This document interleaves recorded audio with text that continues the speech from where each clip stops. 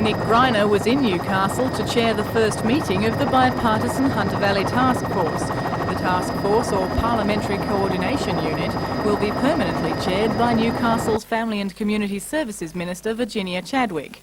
It aims to complete the Hunters' 5-year development plan and advise the government on transport issues, such as the electrification of rail lines between Newcastle and Muswellbrook. Other issues discussed during the Premier's visit included the Swansea Bridge. Mr Greiner says his government disagrees with the previous government's decision about the bridge, but says his options are limited as the current project is 3/4 finished.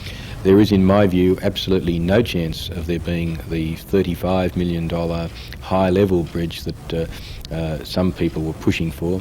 There is an option, perhaps, of doing something with the existing new bridge, the one that's being built at the moment, to try and lift it, to try and minimise the problems. The real point I made to the meeting and that I've made to Mr Welsh, the new member for Swansea, is this: that under no circumstances would I dream of responding to any ratbag activity that involves blockading the bridge. If people in the area are genuine, as I'm sure they are, about improving the quality of life in Swansea, the tourist opportunities in the lake, if they want to try and preserve any chance of there being other than the bridge which is presently being built, they should show some common sense and they should go to the football on the weekend rather than blocking the bridge.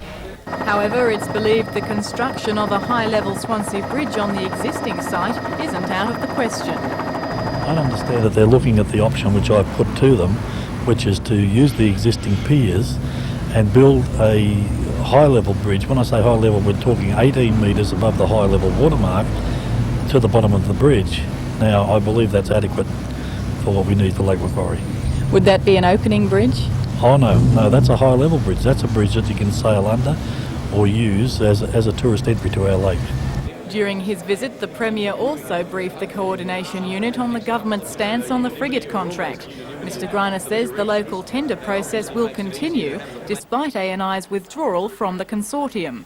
He concedes consortium problems haven't strengthened Newcastle's chances. On the other hand, the fact that the Victorian tender is experiencing even worse problems in terms of industrial relations difficulties, brawls over the ownership of the Williamtown dock and so on, I think at the moment it's about a 2-all draw. The Premier also discussed steps to prepare draft legislation to create waterway authorities along the coast, including Lake Macquarie. He says a feasibility report on the Port of Newcastle Authority should be ready by the end of June. But realistically, when can we expect such an authority to be up and running? Well, assuming the decision's favourable, I would have thought in the next 18 months. I mean, it's clearly not something that can happen overnight because there are some complicated financial and technical and legal questions. But Mr Greiner says the government has first to see what impact the issue would have on ports in Sydney and Wollongong.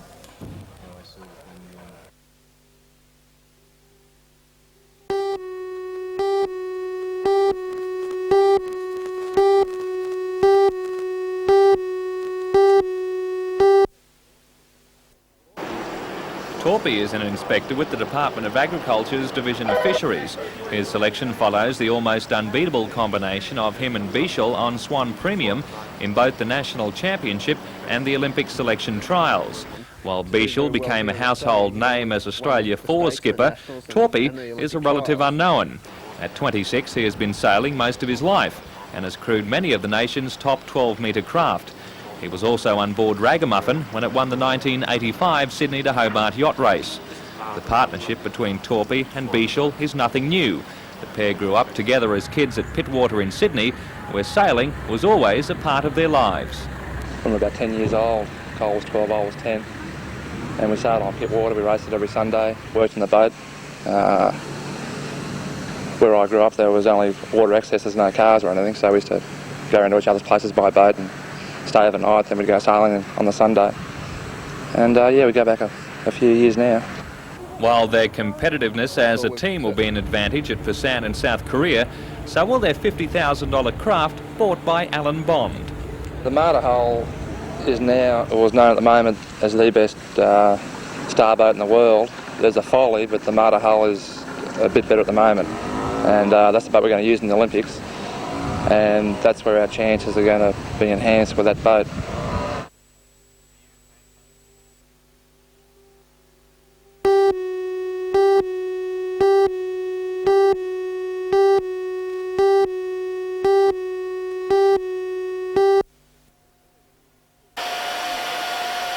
annual Steamfest was officially opened by John Jobling MLC. Organisers say this year's festival is the biggest yet and expect record crowds. Their predictions were given a good start today as thousands took advantage of the clear skies to make the trip to the city. The main attraction, of course, the steam locomotives. This year, 3 old-timers were back at Maitland station. The 2 S-class engines, 3001 and 3112, entered service in 1903, working the Sydney, Wollongong and Newcastle lines. 5910 is a much more modern engine and was bought from the American Baldwin Company to fill a drastic post-World War II shortage. It could be seen working the New South Wales rail network up until the 1970s.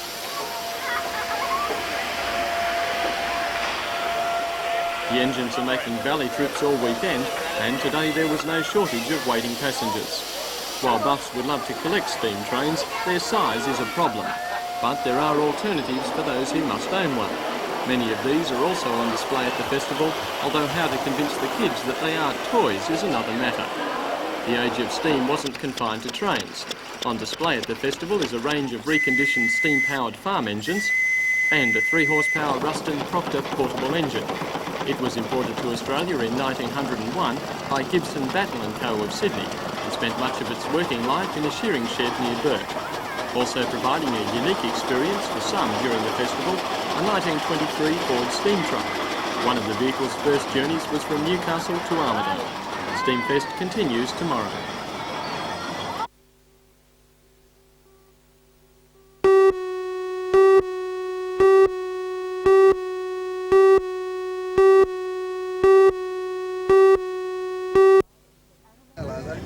Animals and riders set out from Ayers Rock this weekend, some of the mounts irritated by all the activity. Careful, might bite you. Cranky this morning. With a $75,000 prize to the winner, many riders have put in some solid practice.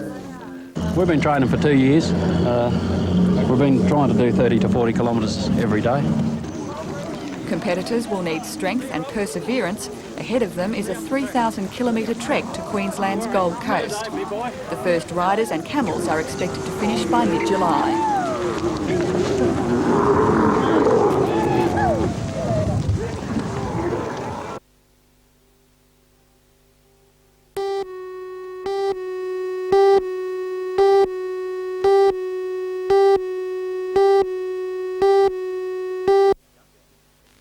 Youngest in the team is Kylie Butcher. The 13-year-old Newcastle High student will be heading to Texas for the Age Championships, her first real taste of international competition. Another making her first trip is Elizabeth Heslop. The 14-year-old will also be competing in the Open Championships in Alabama. Also 14 is Carm NG. At the last World Championships, Carm won a silver medal in her age group and was 16th in the Open. The Newcastle High student has improved steadily in the 2 years since then, winning the Open Pan-Pacific Championship. Linda Mooney was third at the last World titles in her age group and 19th in the Open. The 15-year-old is also the current Australian Open champion. On the strength of her recent form, Linda is expected to do well in both the age and Open competitions. Out to retain his World Age title is Brian Devonshire. He will once again be out to win the 15 to 17 years age group. While Brian must be a good chance of retaining his World Age title, he is also hoping to do well in the Open section, in which he finished 15th last time around. I have high expectations. I want to be in the medal contingency, so I'm really going to try hard this year, extra hard. What about a medal in the Open? Well, that'll be even tougher yet, but I'm going to try.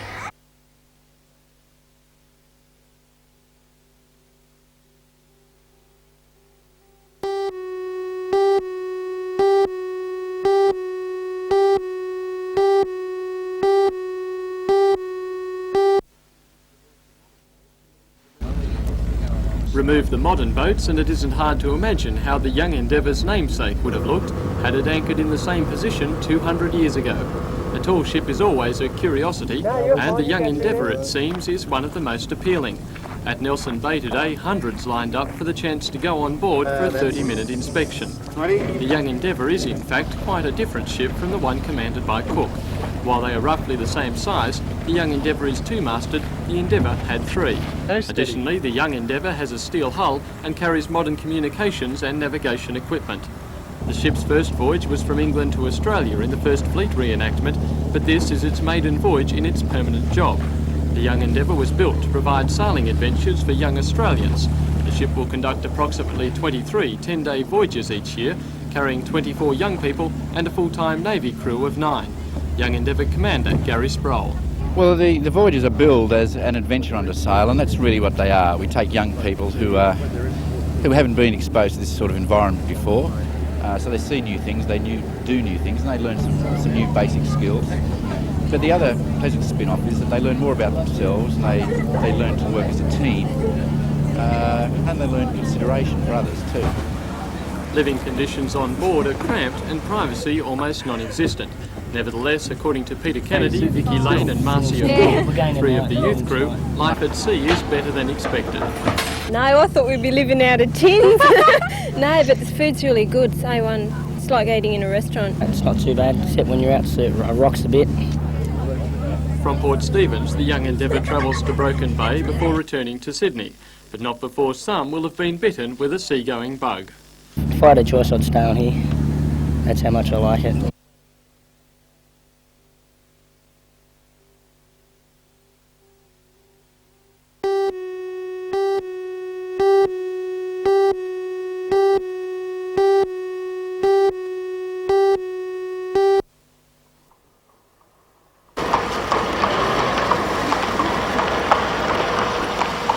The first indication of a special Anzac Day was during the dawn services when hundreds of newcomers swelled the usually modest ranks of First Night worshippers at Newcastle's Cessnock, Maitland and Gosford.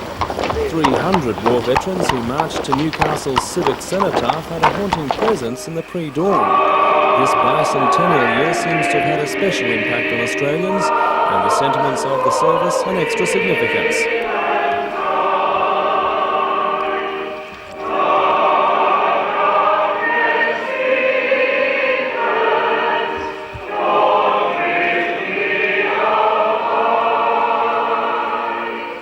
The principles for which they have fought, freedom, security and honour, have become an integral part of the spirit of Australia.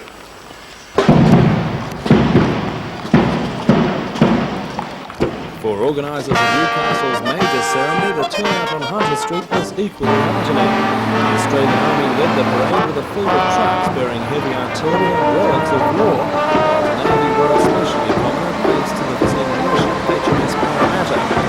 70 years after the Great War, young Australians still have an opportunity to salute the original Anzacs, even if most are too frail to join the procession on foot. Equally remarkable was the enthusiastic response of other ex-servicemen who rallied on this bicentennial year to make the march an exceptional one.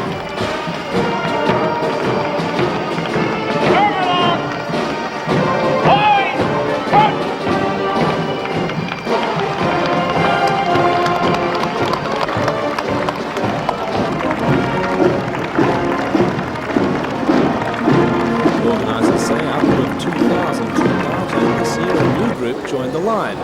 Members of the combined church's Kiwi movement brought up the rear, marching for a new crusade against social evil. However, the heart of the Anzac tradition remained unaltered as Australians again reflected on the cost of war.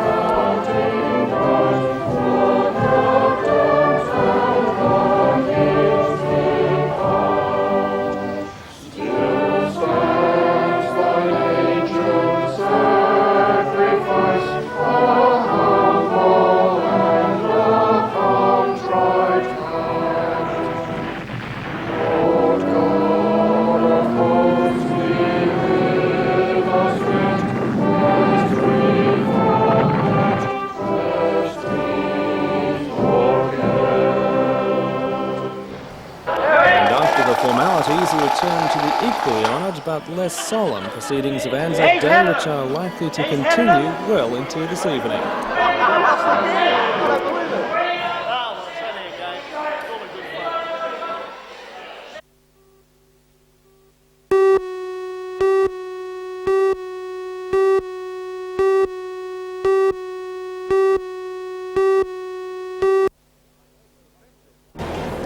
The festive season in the Hunter will not be letting up. Next weekend, the Royal Newcastle Aero Club will be conducting its annual air show. This time, also celebrating Australia's 200th birthday and the club's 60th. Just what are these people doing? They're not making a shampoo commercial, they're rehearsing for the big event. For all the news, join us tonight at 6.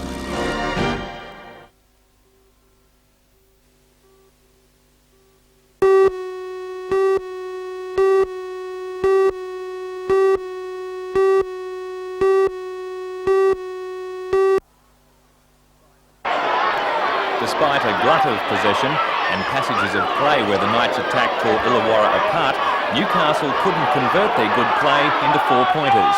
On at least 3 occasions, the Knights bombed good opportunities, with Captain Sam Stewart agreeing Newcastle should have won. We certainly had our chances. Probably one where Brian Quinton chased the ball through and just kicked a bit hard over the dead ball line, and a few other good chances that we were really close, just didn't put together, dropped the ball, made an error. Unfortunately, we just didn't get over the try line with the ball. And for them, the breaks they didn't make, they finished off. On occasions, the Knights' defence let them down badly. So far this season, they've conceded 206 points in 8 games. That's an average of 26, the worst in the competition. With the Knights combining well in attack, it's expected they'll be looking at tightening up their defence by putting in some extra hours of tackling drills at training this week. We're training us a lot on attack, trying to get a combination going with the halves and with the forwards and the outside backs. And we haven't had a chance to do a lot on defence. Early in the season when we played Balmain, Manly and West, our defence record was very good. We didn't miss many tackles, and positionally we were always there. So I think we're going to have to get back and do a bit more defence work because our attack is starting to come, and we can score tries. It's just a matter of finishing off, and now we've got to stop them scoring tries. Next assignment for the locals is Wednesday night when they play Eastern Suburbs in a quarter-final of the Panasonic Cup.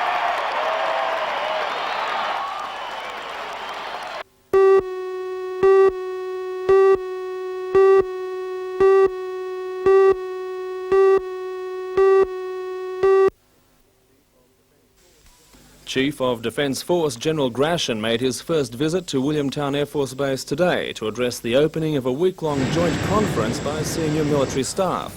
After an inspection of the base, the 56-year-old General accepted an invitation to fly in the Hornet. Earlier, he reflected on an issue affecting all Defence Forces, the loss of trained technical staff to civilian companies. The General says the training offered by the Armed Forces is a key recruitment platform. However, in the case of RAF fighter pilots leaving at an alarming rate, the scheme appears to have backfired. General Grashan says a $70,000 incentive payout isn't an attempt to compete directly with civilian employers. We acknowledge we are not in the same league as paying our pilots what Qantas can pay them. But we believe that a young man that has finished his first return of service obligation, he's done his 6 years, I think that this should be a strong incentive for him to stay. But it's very early days and we really haven't had much feedback. Even so, it's clear the military are anxious to hear the pilots' reaction. We've lost more pilots in the last 2 years. They're well above the long-term average, and yes, we're worried about it. That's why we've brought in measures like the bonus. But that's not the only thing. Is there any point where you'll see the situation's becoming critical? I wouldn't use the word critical, but it's a worrying situation and it's got our attention, and that's why we're looking at it very carefully and introducing this whole range of measures to see what we can do about it.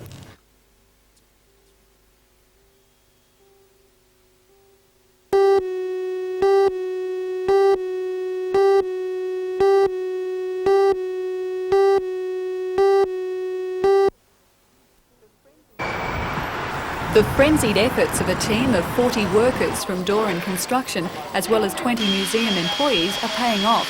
The painters are adding the finishing touches, and while some sections still seem a fair way from completion, the museum administration is confident the Saturday deadline will be met. Today, the giant poppet head from the old Burwood colliery was put into place by a huge crane. It's a distinctive addition to the museum skyline. The focus of the main entrance, the glass umbrella, is also near completion. The triangular panels of glass were painstakingly inserted. One slip and the final preparations would have suffered a major setback. Inside, lofty ceilings and a soft colour scheme of blue, brown and gold provides a backdrop for the exhibits. These include a display by the Newcastle Printmakers Workshop and Remnants of Green, an artificial rainforest complete with silk plants and a soundtrack of birds.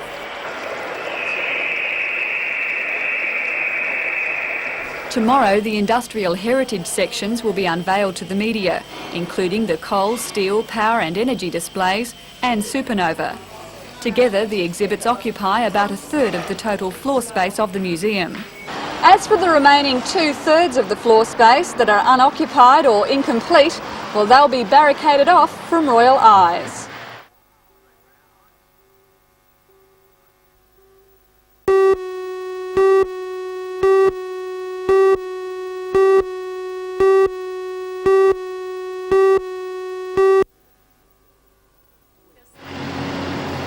Queen's Wharf was not the only hive of pre-royal visit activity.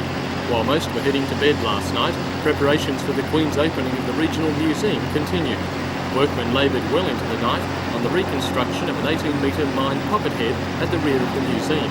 The poppet head, donated by BHP, was used at the Burwood Colliery until it closed down in 1982. The poppet head will now stand on the corner of Stewart Avenue and Parry Streets as a continual reminder of coal mining. However, another royal visit initiative has not been so successful. Despite numerous appeals, the managers of the William IV have failed to obtain permission to fire their replica cannon at the drop of the Customs House time ball tomorrow. The cannon was constructed for the ship by metal and woodwork students at the Newcastle Tech and can be charged with powder and paper.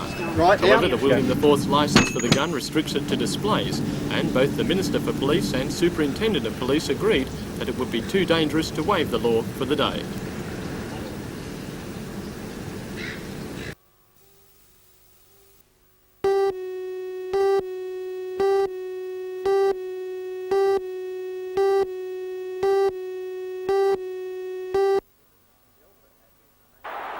Shelford had been unable to join the Knights earlier because of commitments with the English club Wigan.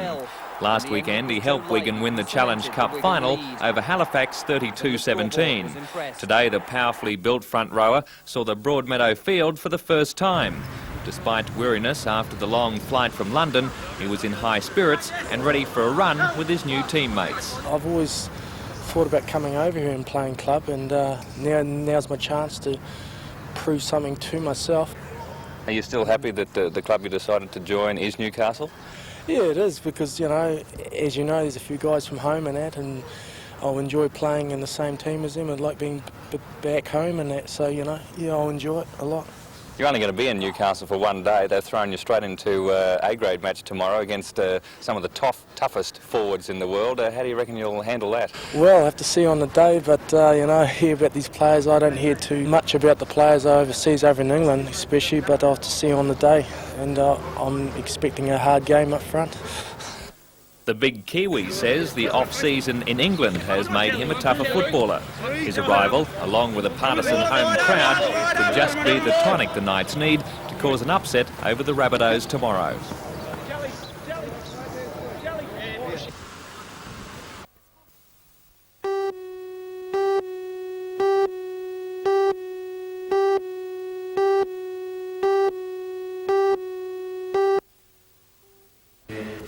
Youngest is 14-year-old Warren Tressiter. He's only been competing 8 months and is the current Australian under-15 all-styles karate champion. The West Wallsend High student beat plenty of black belts for the title, despite only being an orange belt himself. 17-year-old Charlene Maitland is a brown belt and is the national Shito-Ryu champion and number 2 in the Colts division in all-styles karate. A good omen for Charlene at next year's world titles is that a brown belt won the last championship. The pair's instructor is school teacher Brian Hayes. He's been in the sport 6 years and is the current Australian Open Shito-Ryu champion. The trio will be the first locals to attend the world titles and are training up to 12 hours per week.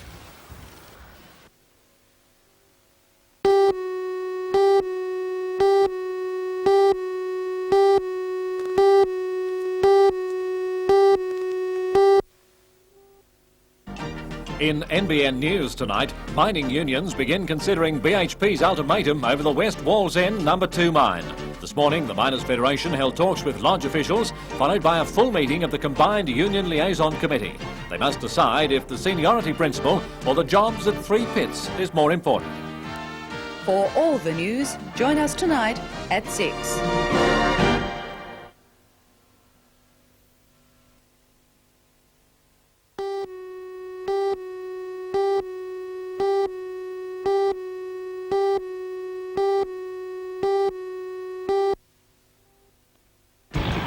The First Fleet reenactment continues today as the tall ships set sail from Newcastle bound for the Brisbane Expo. And for those early onlookers who crowded vantage points around the harbour, the departure was every bit as rewarding as the arrival.